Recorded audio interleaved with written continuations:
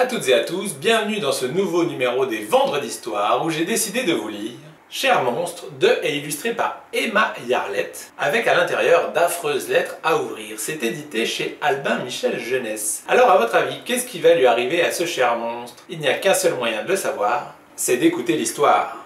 Un jour de grande famine, après une longue course, le monstre attrapa son dîner. Il était ravi car celui-ci avait l'air exquis. « Tu es mon petit dîner !» se réjouit la vilaine bête. « Pas du tout !» répondit le petit dîner. Le monstre ne voulait pas garder pour lui tout seul une proie si appétissante. Alors il invita tous ses monstrueux amis à une monstrueuse fête. « Vous êtes cordialement invités à une monstrueuse fête. Rendez-vous samedi dans mon antre. Le dîner sera servi à 20 h.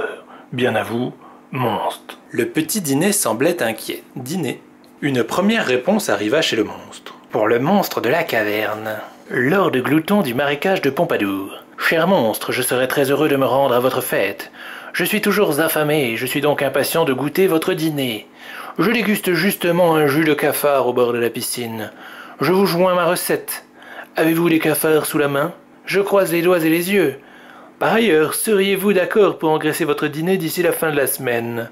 J'aime que mes repas soient juteux et gras comme moi. J'adore en particulier mâchouiller les doigts boulinés. Tout ce qui est maigrichon reste coincé entre mes dents. À bientôt, cher ami, et je vous en prie, réservez-moi les doigts.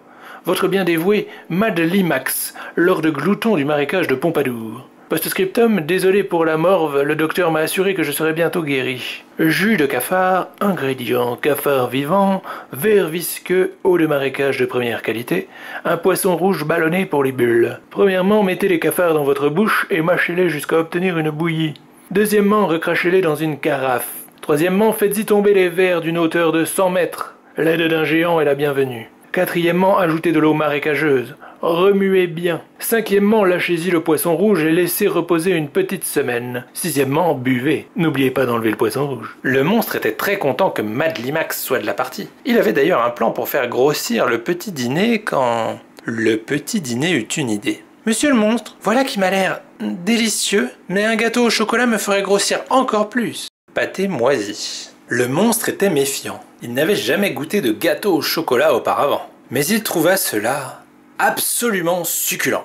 Le monstre et le petit dîner restèrent éveillés toute la nuit à s'empiffrer. Le monstre espérait que son petit dîner serait assez dodu pour Mad Limax. Le lendemain, il reçut une deuxième réponse, cachetée d'un baiser.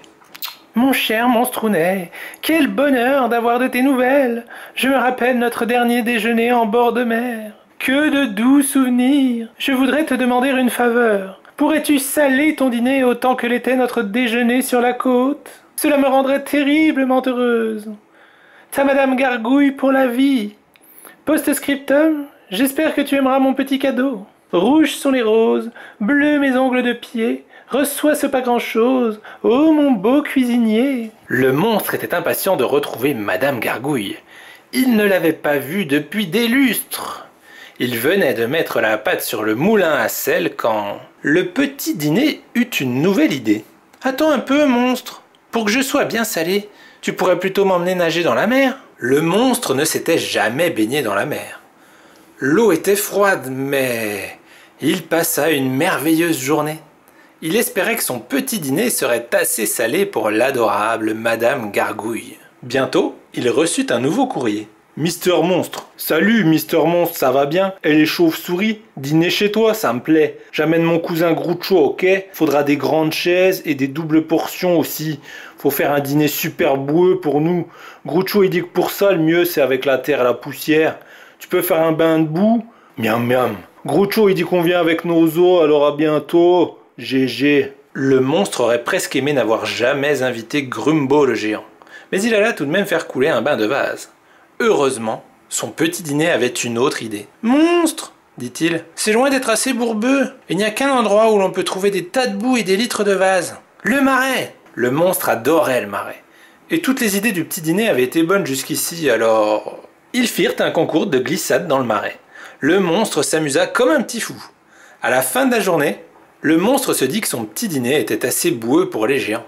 Mais il se surprit à espérer qu'il n'aurait pas à le manger. Le jour suivant, une dernière lettre arriva. Monsieur Monstre. Cher Monsieur Monstre, J'accepte cette gentille invitation à rejoindre votre monstrueuse fête.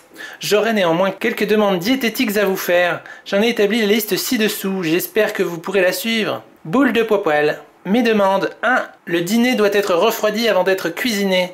2. Ni chaussettes, ni chaussures, ni ongles de pied. 3. Ni gluten, ni lactose. 4. Pas d'os. Et rappelez-vous, le dîner doit absolument être refroidi. Le monstre se gratta le nez. Décidément, ses invités étaient très exigeants. Comment pouvait-il refroidir son petit dîner? Évidemment, celui-ci avait encore une idée. Regarde dehors, mon cher monstre. Allons nous refroidir dans la neige et construisons une bête des neiges. La proposition donnait envie. Ce jour-là fut tout simplement parfait. Le temps était passé si vite. C'était déjà la veille de la monstrueuse fête. Le monstre avait engraissé, salé, couvert de boue et refroidi son petit dîner. Mais en fin de compte, il n'avait plus du tout envie de le manger. Tu n'as plus trop l'air d'un dîner à présent. Et toi, tu n'as plus vraiment l'air d'un monstre? Que faire? Le monstre réfléchit et réfléchit encore. Son petit dîner devait-il s'enfuir? Se cacher? Mais alors tous ses invités resteraient sur leur faim. Non, pas question. Chose promise, chose due, pensa le monstre. Le jour suivant, les amis du monstre arrivèrent les uns après les autres. Ils étaient affamés et avaient hâte de passer à table. Le monstre les accueillit chaleureusement. Entrez! J'ai cuisiné pendant des heures et le dîner est servi. Et quel délicieux dîner! Ce fut la plus monstrueuse fête de tous les temps. Doigts en chocolat, bâtonnets glacés, tarte fondante au chocolat, pop-corn salé. Et le petit dîner passa un très bon moment lui aussi. Fin. Alors ça vous a plu? Vous avez vu, finalement le monstre prévoyait de faire à manger son petit dîner, donc le petit enfant qu'il avait capturé. Et au final, ils se sont tellement bien amusés tous les deux que le monstre n'avait plus du tout envie de le manger et de le faire déguster par ses invités. À la place, ils sont devenus très copains. Comme quoi, être gentil avec les autres, ça finit toujours par payer. Et fort heureusement, tout est bien qui finit bien. En plus, si jamais vous empruntez le livre, il y a plein de recettes monstrueuses au début et à la fin du livre. Alors après, je ne sais pas si vous aimerez les ongles et les frites sur compoté d'orteils, par exemple. Donc des recettes un peu dégoûtantes puisqu'elles sont réservées pour les monstres. En tout cas, voilà, sur ces bonnes paroles, il ne me reste plus qu'à vous souhaiter une excellente journée, un excellent week-end, et je vous dis à la semaine prochaine pour une nouvelle Vendredi Histoire. Salut!